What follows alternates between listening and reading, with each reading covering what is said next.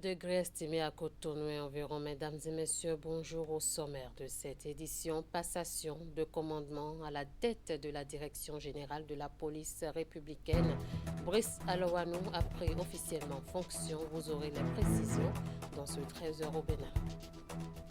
Journée de l'éducation inclusive à Porto-Novo, c'est une initiative des organisations membres du partenariat local pour l'éducation au Bénin qui œuvrent pour l'amélioration de la qualité du système éducatif béninois. Les détails à suivre. Et puis, santé animale dans la ville de Natitengu. La clinique vétérinaire VetCare Plus Group s'installe pour une meilleure prise en charge des animaux dans la localité. À nouveau bonjour, Soumaïla Yaya s'en va. Brice Alowanou devient le nouveau patron de la police républicaine, ce qui fait de lui le troisième directeur de cette institution de sécurité publique. La cérémonie de passation de commandement s'est déroulée ce vendredi 7 février 2025 sur l'esplanade de la direction générale de la police républicaine. Un moment d'hommage au directeur sortant et de conseil au directeur entrant qui en a profité pour dévoiler certaines de ses priorités d'action. Voici le compte rendu de Ulrich Kaba.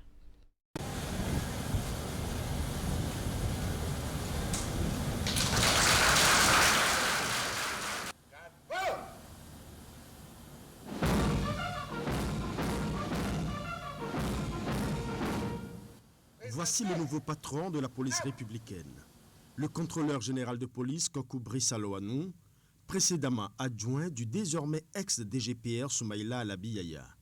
Il prend officiellement les commandes de l'institution policière sous la houlette du ministre de l'Intérieur et de la Sécurité publique. Je suis actuellement satisfait du niveau que la police républicaine a atteint et reste confiant qu'elle restera à la hauteur des défis sécuritaires de plus en plus complexes de notre environnement stratégique actuel.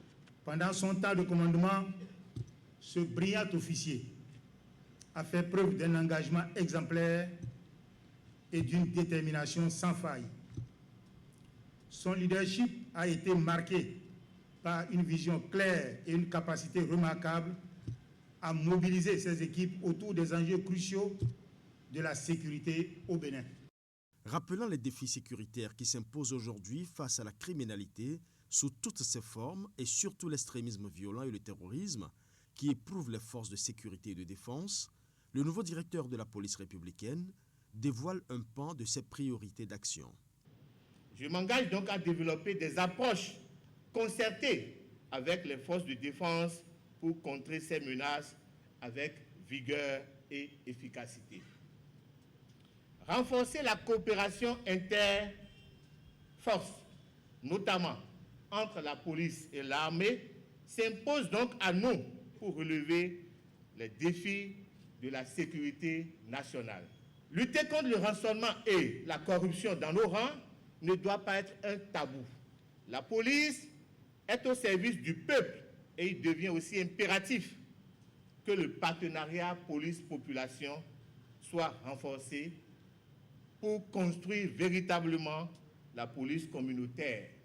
Une nouvelle ère dans la continuité, ainsi s'écrivent les nouvelles pages de la police républicaine sous le commandement du contrôleur général Brice Kokou Alowanou. Pendant ce temps, les organisations membres du partenariat local pour l'éducation au Bénin qui œuvrent pour l'amélioration du système éducatif de qualité béninois étaient à Porto-Novo pour une journée dédiée à l'éducation inclusive. Dénommée Journée de l'éducation inclusive, ce fut un moment de renforcement des connaissances, de plaidoyer et d'engagement en faveur de la promotion de l'éducation inclusive. Le compte rendu. À travers cette journée de l'éducation inclusive, les organisations membres du partenariat local pour l'éducation PLE Bénin, qui œuvrent pour l'amélioration de la qualité de l'éducation, ont voulu marquer une pause pour évaluer les actions qu'elles mènent sur le terrain depuis bientôt 2 ans. La présente journée de l'éducation inclusive que nous organisons se propose de faire le point de nos réalisations et expériences sur le terrain et de définir d'autres perspectives d'action pour être plus efficace. Cette journée qui est à sa première édition Nous la voulons pérenne d'année en année pour nous auto-évaluer et nous inscrire dans une démarche perfectible. Sans doute, nous pouvons encore compter sur notre partenaire Wodandad qui ne ménage aucun effort dans le cadre de ce projet pour lequel nous souhaitons un ancrage national au lieu de nous limiter aux zones d'intervention qui sont actuellement réduites à 3 départements, le Borgou, la Tonga et le Mono.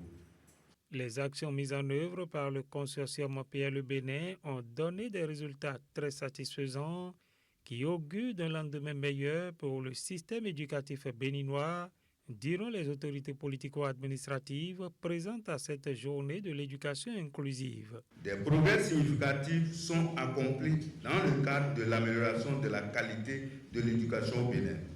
Et c'est le lieu de réitérer nos mots de félicitations, d'encouragement et de reconnaissance aux acteurs variés, dont le consortium PLE Bénin, qui attache du prix à l'instigation de profondes améliorations systémiques pour la qualité de l'éducation au Bénin. Cet engagement du PLE Bénin se traduit par bien de réalisations impactantes. À titre d'exemple, on peut rappeler la révision du manuel de formation aux pratiques éducatives et pédagogiques, la formation des enseignants sur l'éducation inclusive, de nombreuses sensibilisations, dialogues communautaires, campagnes médiatiques, plaidoyers, etc. Cette journée dédiée à l'éducation inclusive a été sanctionnée par un plaidoyer du consortium PLE Bénin pour appeler les décideurs politiques, les partenaires au développement, les acteurs de l'éducation et de la société civile à s'engager résolument à la réalisation des actions prioritaires en faveur de l'éducation inclusive. L'Institut de formation en soins infirmiers et obstétricaux et physio de l'Université de Parakou vient de libérer sa 2e promotion des étudiants en master professionnel formés en sciences infirmières et obstétricales. La cérémonie de sortie de ces nouveaux diplômés s'est tenue ce jeudi dans l'enceinte de cette école de formation en présence d'un parterre de personnalités. Jacques Degbé, Franklin Aouka. Proclamation des résultats suivis de la remise d'attestation et du port d'écharpe.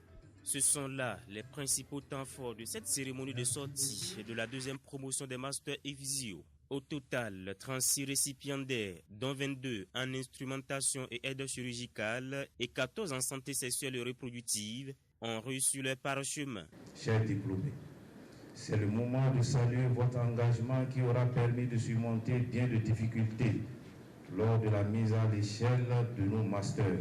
Nous vous exhortons à plus d'engagement sur le terrain pour améliorer les indicateurs de santé. Cet accomplissement est le fruit de 2 ans de formation faite de cours théoriques et pratiques, le tout couronné de stages académiques. Et le moins que l'on puisse dire est que ces nouveaux diplômés mesurent amplement le défi qui les attend sur le terrain. Le monde professionnel nous attend donc chargé de défis. Ne nous contentons pas de construire des carrières, mais cherchons à atteindre des objectifs qui transforment véritablement des vies. Continuons à être des apprenants tout au long de notre parcours, car c'est ainsi que nous évoluerons en tant que meilleurs professionnels, mais en tant que leaders et innovateurs aussi.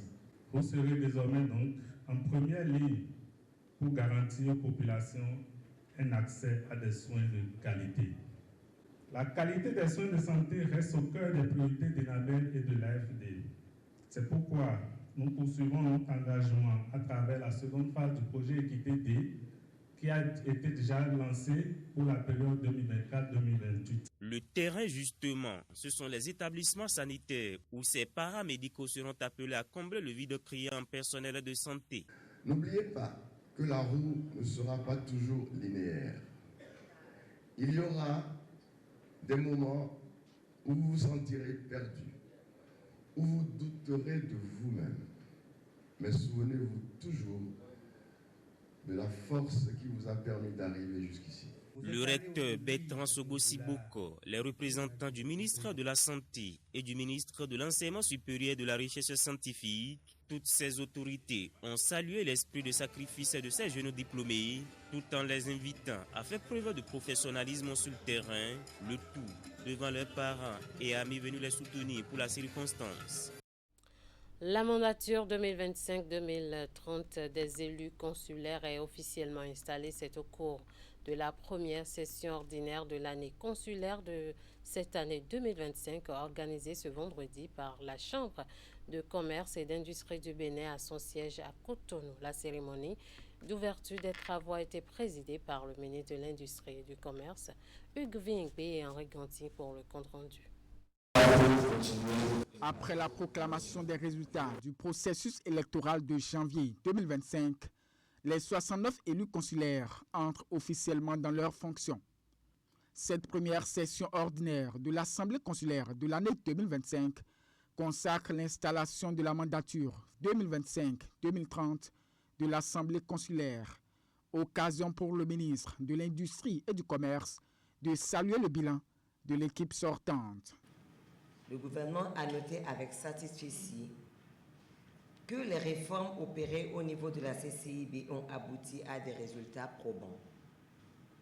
Elles ont permis de repositionner l'institution à travers sa mission première, qui consiste à agir comme un véritable centre de service au profit de la communauté des opérateurs économiques.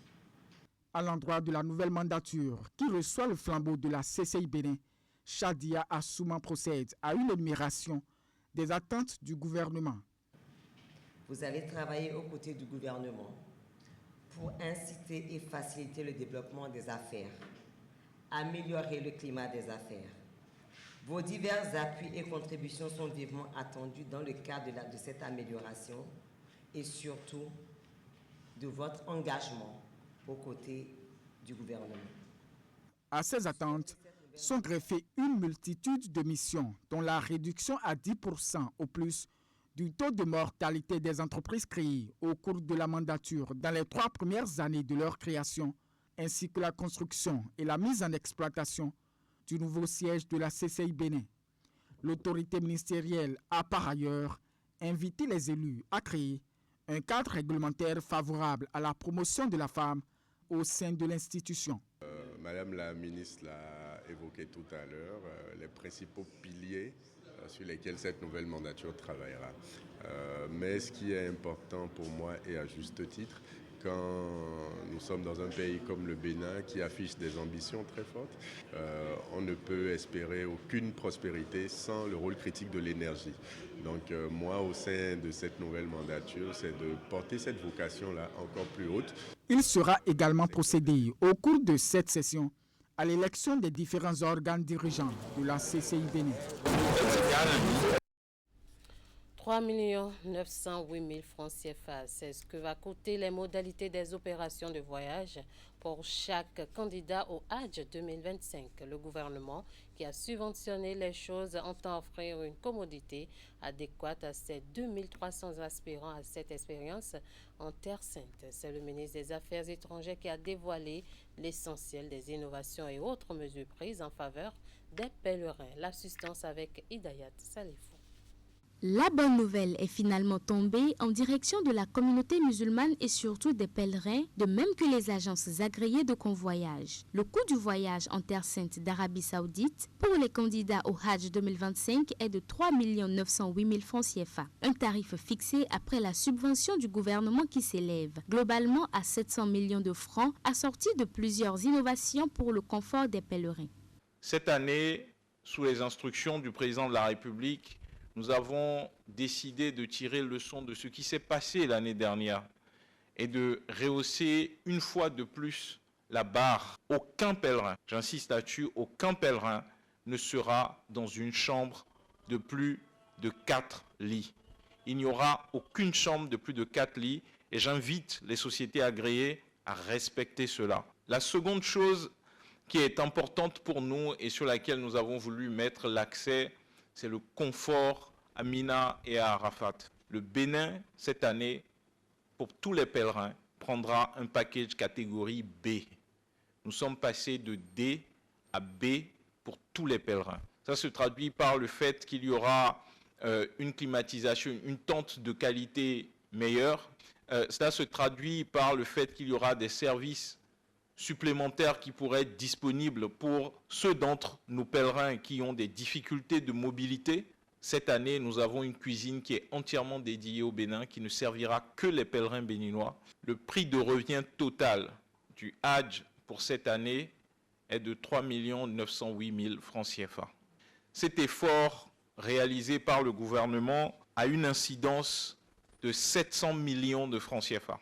C'est le soutien que le président de la République et le gouvernement ont décidé d'apporter à la communauté, et j'espère que toute la communauté priera pour notre pays, pour le gouvernement, pour qu'on puisse continuer à faire des gestes de ce genre pour faciliter à nos compatriotes qui souhaitent réaliser ce 5e pilier de l'islam. Le ministre des Affaires étrangères s'est voulu bien exigeant en ce qui concerne la nécessité d'offrir sans faute des commodités aux 2300 pèlerins béninois. Les acteurs qui se rendront responsables des défaillances à même de ternir l'image de marque du Bénin subiront la rigueur de la loi. Rencontre entre le président de l'Association des animateurs et présentateurs au Bénin et le président de la HAC, Ulysse Elliott-Georgie, est allé échanger avec Édouard Loko sur des initiatives qui pourraient améliorer la formation des professionnels des médias et renforcer les normes éthiques et professionnelles dans le secteur. On l'écoute à sa sortie d'audience. Cette démarche vise essentiellement à présenter l'association au président de l'institution qui chapeaute et régule la communication au Bénin.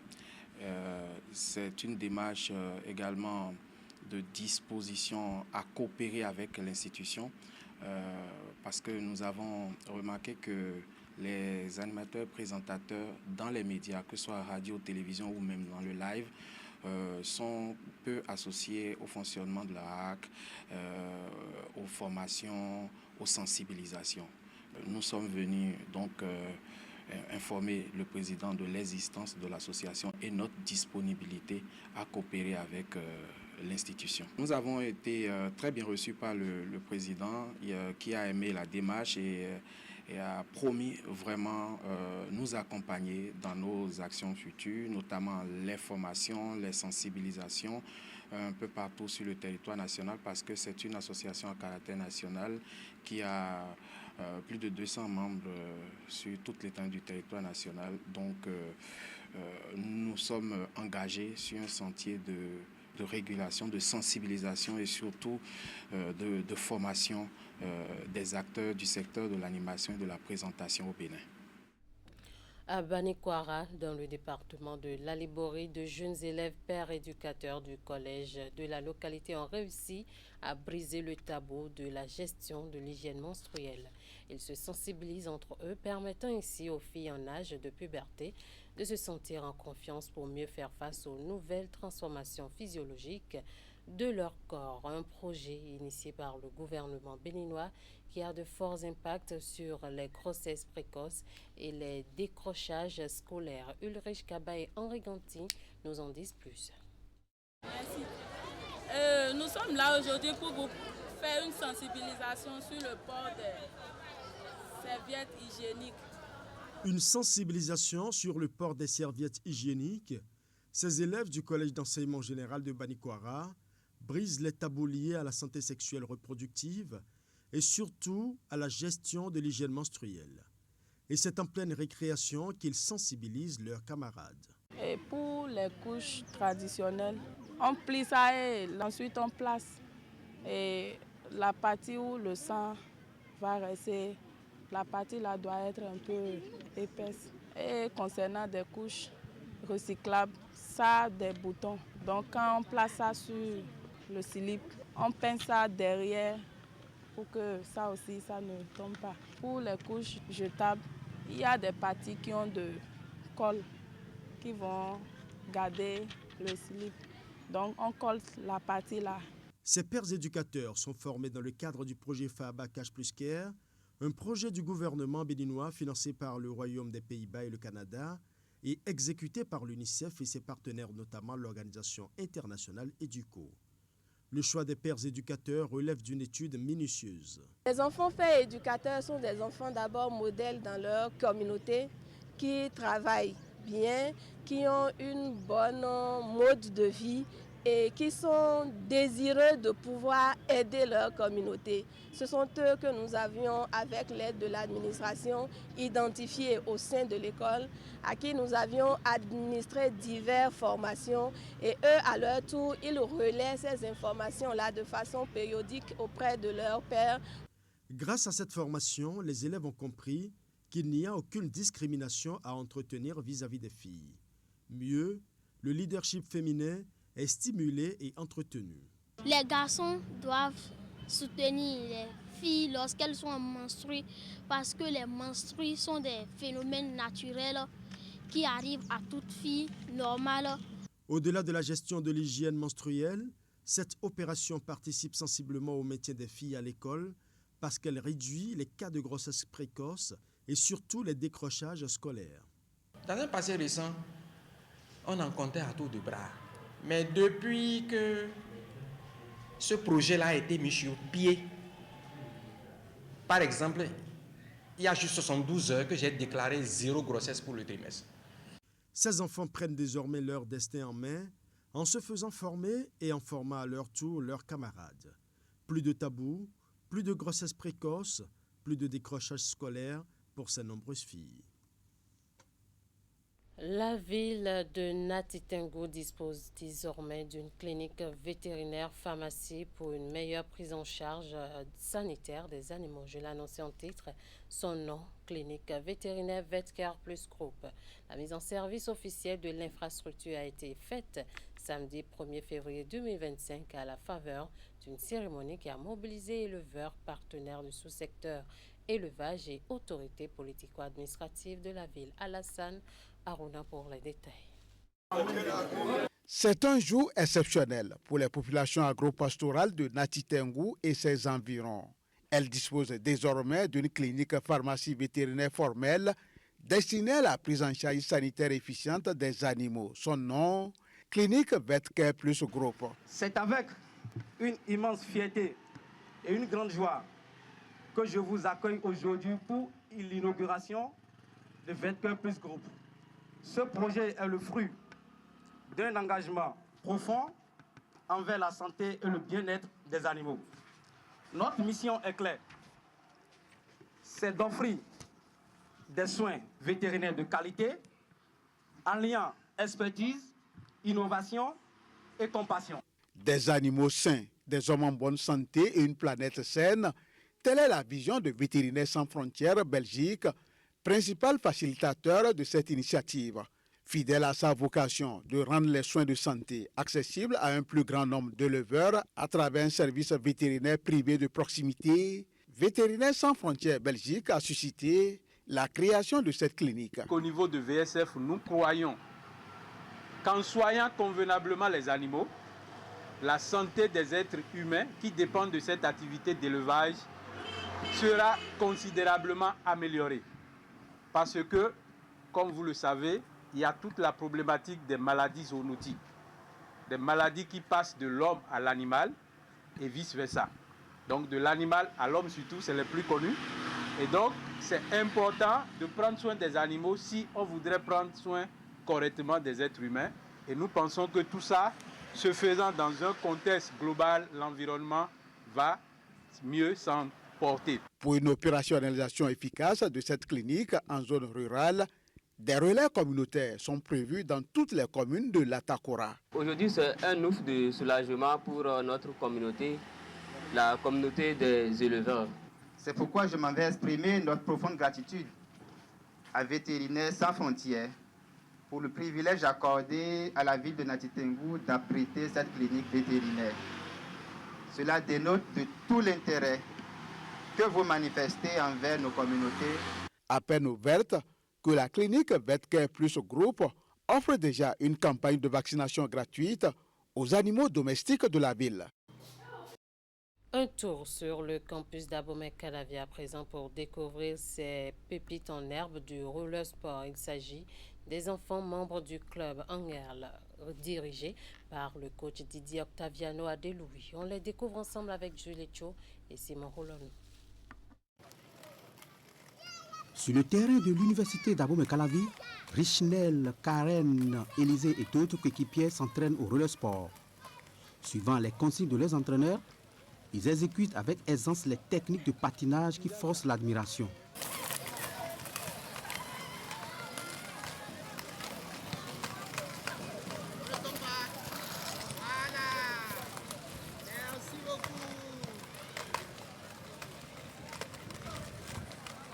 Exprimant une joie pour leur discipline de passion, ils ont clairement laissé entendre qu'ils ne comptent pas l'abandonner en si bon chemin, tout en évoquant les raisons d'un tel choix parmi tant de sports pratiqués. Je pratique, je joue au sport, j'aime ça. Le sport, ça me fait un peu. Je vais devenir champion. Pourquoi est-ce que tu pratiques le patin? Parce que j'aime ça. La priorité de la création d'Angel Roller Sport reste de faire découvrir aux parents la naissance d'un nouveau sport et de surcroît déconstruire le mythe selon lequel il est dangereux. Je veux faire voir aux parents qu'il y a une discipline qui a vu le jour. C'est vrai, beaucoup de parents ne sont pas informés, mais quand on les parle de ça, c'est que c'est un sport dangereux. Voilà, on a pris les mesures pour les prouver que c'est un sport dangereux, mais on peut prendre des mesures et pratiquer ce sport. Et tout est parti du fait qu'elle regardait la télé. Donc elle regarde les dessins animés et autres. Et chaque fois, il y a un de leurs dessins animés qui regarde là. Et souvent ils font des patinages dedans. Donc chaque fois il dit papa, je veux faire ça. En même temps, il y a le voisin qui est à côté, qui en a acheté ça à son enfant. Et en même temps, elle a vu, elle a dit voilà que lui-même de lui acheter ça. Et autres. On a fait, et le voisin aussi connaît le coach au fait. Donc on a fait appel au coach. Et c'est là qu'on les a inscrits dedans. Le roller sport faisant partie des disciplines dans lesquelles le Bénin glane assez de médailles aux joutes continentales et internationales, ces pépites en herbe caressent le rêve d'élargir la liste des champions.